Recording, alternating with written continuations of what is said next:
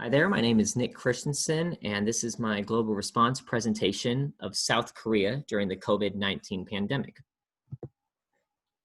Here I have some generalized stats to give an overall comparison between South Korea and the United States. South Korea was named the second best country in the world to raise kids in the 2020 UN Child Flourishing Index, with the best chance at survival, thriving, and well-being due to good healthcare, education, and nutrition. South Korea is the fifth largest exporter and eighth largest importer in the world, and a global leader in many technological and innovation-driven fields. Since 2014, South Korea has been named the world's most innovative country by the Bloomberg Innovation Index for 6 consecutive years. In terms of healthcare, South Korean hospitals have advanced medical equipment and facilities readily available, ranking 4th for MRI units per capita and 6th for CT scanners per capita in the OECD nations. It also has the OECD's second largest number of hospital beds per 1,000 people at 9.56 beds. Life expectancy in South Korea has been rising rapidly. It's ranked 11th in the world at 82.3 years by the WHO in 2015. And it also has the third highest health-adjusted life expectancy in the world. They have a universal healthcare system. In the United States, it's a combination of public and private efforts and is not universal.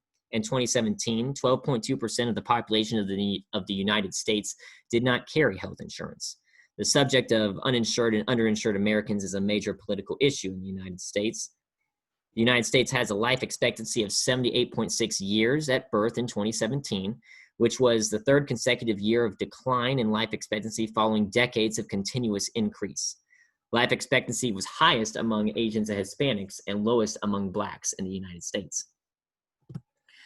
What's so interesting to highlight about South Korea is how they have had such a profound and positive effect at handling this pandemic. South Korea has never experienced the kind of lockdowns which are being implemented in many European and Northern American nations. Shops have stayed open, restaurants and many leisure facilities such as saunas have also stayed open. It's true that a lot of people have been working from home, but many companies and institutions never really changed their fundamental structure of their working arrangement in the office. At the same time, many people are self-disciplined, staying at home, even if this is based on a voluntary basis, and wearing masks all the time. The government has had a great risk communication response. All know very clearly, thanks to the daily government news briefings, emergency alerts, web and mobile-based apps, and GPS tracking systems, what symptoms to be wary of, what to do, and where to go for testing, which neighborhood pharmacies carried masks that day, and which infection locations to avoid visiting. This is a real-time public health information system that has really helped South Korea both in managing anxiety during this crisis, but also just generally coping with this pandemic. But more than anything, the single largest difference between South Korea and the United States is their testing capacity. South Korea has adopted mass testing for early detection. At the end of January, the government met with test kit producers and agreed on the need to produce the kit rapidly. Test kits were made available in early February, thanks for a fast-track approval, and in about 6 weeks, more than 300,000 people were tested. Early action by the government in mass testing has led to early detection and self-isolation to prevent infection. Now, we all have seen these next two graphs. This is, of course, comes from the Johns Hopkins COVID-19 tracking system. And what I really wanted to comment on is how South Korea has really been commended for its efforts to contain the outbreak. Now, the response has not been without flaws, of course, but South Korea is distinct in several aspects. Now, when we look at these two images, I want to focus, of course, on the bottom right yellow graphs there, which show total confirmed cases over time, and how South Korea really in about a month really hit their first initial increase and then began to flatten that curve, while the United States is still seeing a positive linear increase to this day and is about to near the next threshold of about 2 million cases. And I feel that rather than giving you a step-by-step chronological order of what both these nations have done, I'm going to provide overarching themes of their public health interventions. And I feel like they can really be sorted down into about 5 key aspects. The first one is how South Korea was early. They had an early and almost immediate response after the first case on January 20th. And within 10 days, were already implementing several very prominent and effective public health responses. The next is speed. A premium on moving as quickly as possible and setting up a testing regime. Again, they were already talking about testing early January and February, and was very quick to produce mass testing and make it readily available to all of the population. Next is transparency, real-time and frequent information dissemination to the public. The government has been very vocal with what they are doing with the population, and the population has been very receptive. And it's been a very eased to anxiety in the general population with this overall transparency, including the many COVID-19 apps that they have developed in terms of case tracking and things like that, that have really helped the public work with the government during this. Next is the public-private sector, enlisting companies with needed resources in a public-private sector response. And this mostly goes to the production of PPE and test kits that South Korea was very quick to jump on. Lastly, national organization, organized as a national effort rather than at a city, province, or local level, which when we look at the United States, really the federal government in the United States isn't the one that's really taken the lead here. It's more the state-by-state basis that we have seen individual state governments and governors implementing what they feel is the best response for their state. And we have seen some states really shine during this pandemic, and some really not meet the level that they need to be meeting. The graph I wanted to really show here is that bottom one there. And it really shows more of a chronological approach of how these public health interventions were implemented between South Korea and the United States, and we'll ignore Japan for this time. But what I really wanted to highlight was that South Korea and the United States were both infected at about the same time, about 21, 22 days after the Wuhan outbreak. And here's the key differences. South Korea closed its borders and flights within 10 days of first infection on their soil. The United States closed their borders more than 50 days after first infection on U.S. soil. Public events were canceled within 10 days in South Korea, and in the United States, public events were not canceled until 50+ days.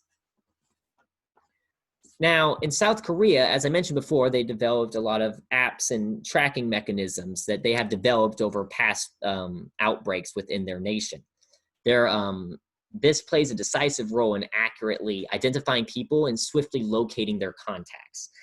For example, tracing them through credit card usage, CCTV cameras, mobile phone location tracing, and so on has helped them identify those with close contacts of infected patients. And the faster they find the contacts, of course, they're better able to stem further spread of the virus.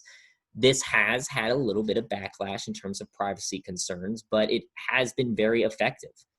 Furthermore, South Korea has highlighted the importance of communication, and it's very important to provide relevant information to the people in the most transparent possible manner. In addition, it also is important to have a smooth interministerial and central to local governmental communication throughout this pandemic. I also wanted to highlight the quote from the Minister of Health and Welfare in South Korea, noting that there is quite a trust between the citizens and the government in this nation, and the people understand and respect the process. Everyone wears a mask in public areas. It's very strange if you don't wear a mask in public areas during this time. The same cannot be said for the United States. From what I personally have seen, it's more of about a 50-50 percentage of people wearing masks and those not when going outside. But in South Korea, they participate in social distancing measures voluntarily.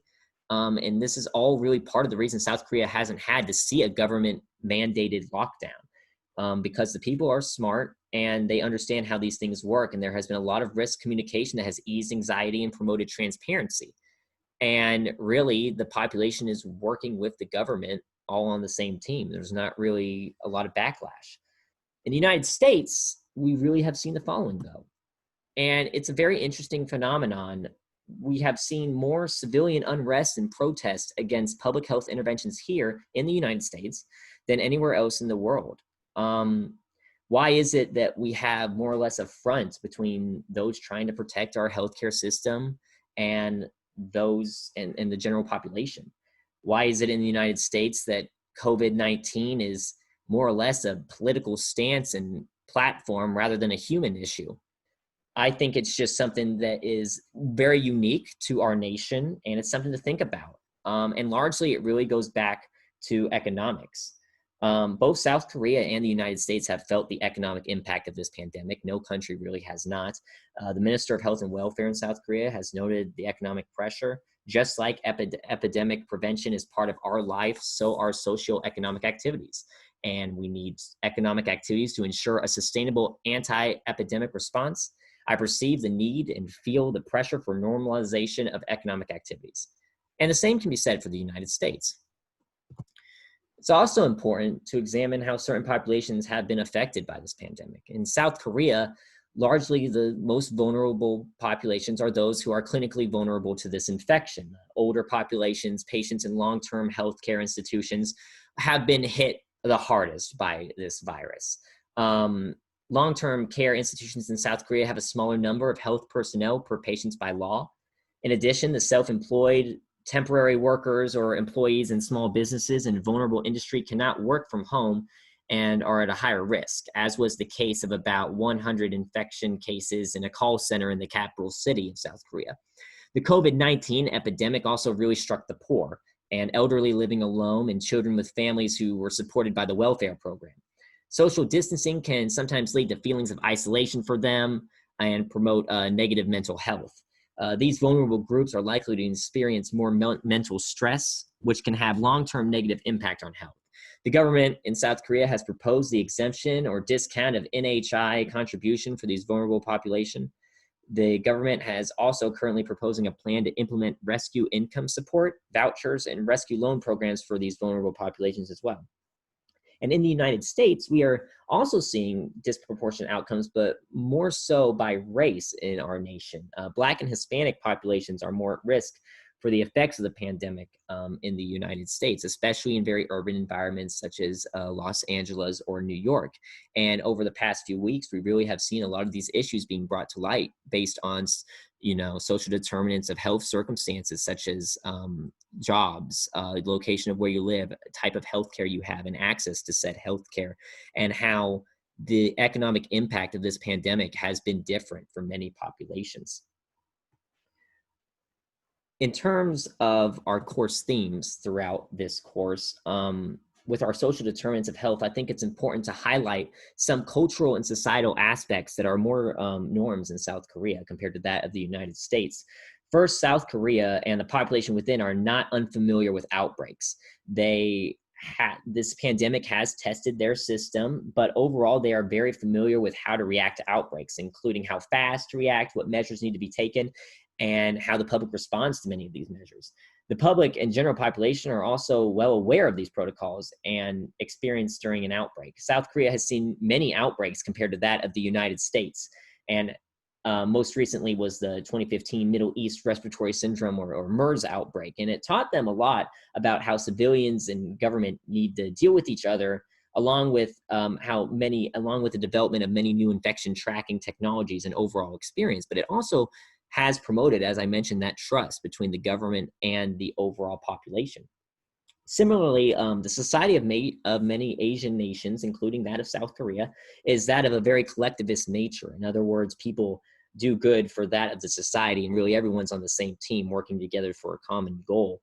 In the United States, we are more individualistic, and it's more of an every man for himself type of nature. And it's very clear how one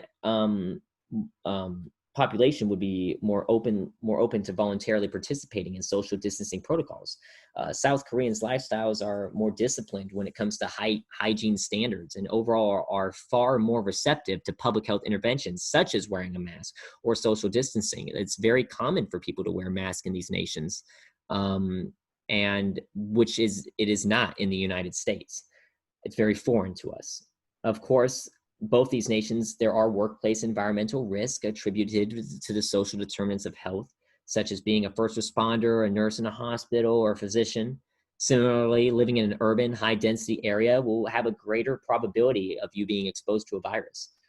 With that in mind, the difference in health equity was that in South Korea, everyone who needed a test could really get one from really the beginning. There has, of course, still been difficulty in acquiring and producing PPE early on for healthcare workers, but South Korea has really thrived to this challenging state and is actually a major exporter of PPE right now next to China.